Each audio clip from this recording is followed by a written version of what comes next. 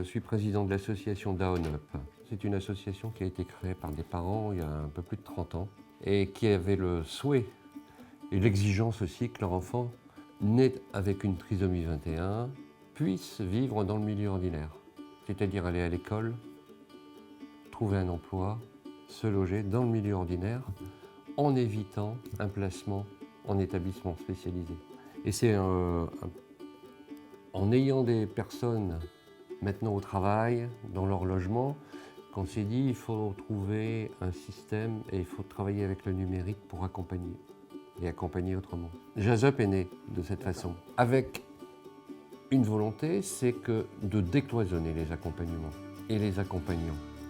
C'est-à-dire que souvent on voit un éducateur spécialisé qui finalement, dans un réseau d'accompagnants, prend le dessus sur la personne qui fait l'accompagnement à domicile ou la famille.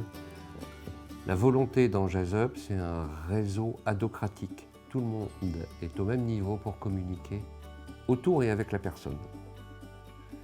Donc c'est cette volonté d'accompagner autrement et de se servir du numérique qui a fait que Jazup implique aussi comme acteur de son propre accompagnement la personne fragilisée et qu'elle peut participer à son accompagnement. C'est un outil qui nous permet aujourd'hui de dédramatiser des situations parce qu'on va pouvoir communiquer rapidement sur une situation. Et c'est un outil aussi qui va permettre des communautés de pratique. C'est-à-dire qu'une personne qui est en situation de handicap, qui travaille, son tuteur qui fait partie de la tribu de cette personne peut communiquer avec un autre tuteur de la tribu d'une personne qui a les mêmes symptômes. Et à partir de là, on constitue une communauté de pratique. Alors comment ça s'est construit? On a réfléchi, on a fait un premier petit cahier des charges, puis on est allé chercher des fonds dans des clubs services et on a fait avec une société un premier développement, une version qu'on va appeler bêta. On a commencé à l'utiliser, on l'a partagé avec une autre association qui s'adressait à des personnes autistes. Et puis voilà, l'usage nous a dit il faut améliorer le système, il faut prendre telle précaution. Et là, on a revu le développeur et on s'est lancé là dans un grand programme. Et ce programme, en fait, on a pu le financer grâce à deux entreprises mécènes qui ont amendé dans le projet. Et en parallèle, on a investi dans le développement et on a investi dans la recherche sur le droit de la personne fragilisée dans le droit commun. Et donc, en fait, ça a duré 3 ans où on a avancé, on a peaufiné et puis on a sorti le produit qui est aujourd'hui tel qu'il est. C'est une espèce de Facebook, sauf que c'est privé. C'est un réseau social à travers lequel on constitue une communauté avec et pour la personne.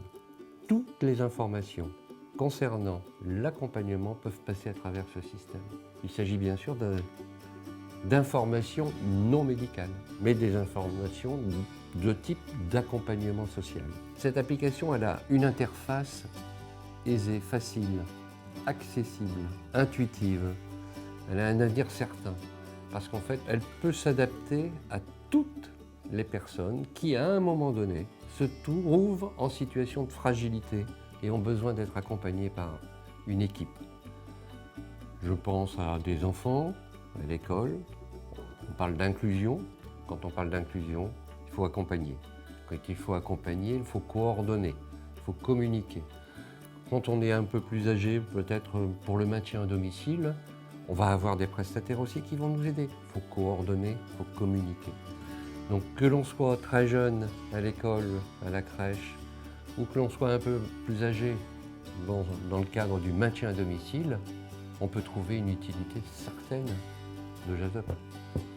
On est dans l'économie solidaire, ce qui fait qu'on a un petit prix. On a un prix vraiment modique, 18 € par an. Pour moi, c'est dérisoire et c'est accessible. Il faut savoir que ce prix, c'est le prix pour une tribu, c'est pas par utilisateur. Et plus on sera nombreux à utiliser Jazup, plus on aura les moyens d'aller encore plus loin. Parce qu'en fait, il faut savoir aussi que c'est une application qui peut se connecter à la montre, qui peut se connecter peut-être demain au frigidaire et qui va présenter des tas d'avantages pour le maintien à domicile de la personne. Et ça change la vie. Ça change la vie des parents, des familles, et ça change la vie des personnes en situation de fragilité ou en situation de handicap. Ça améliore leur quotidien, clairement.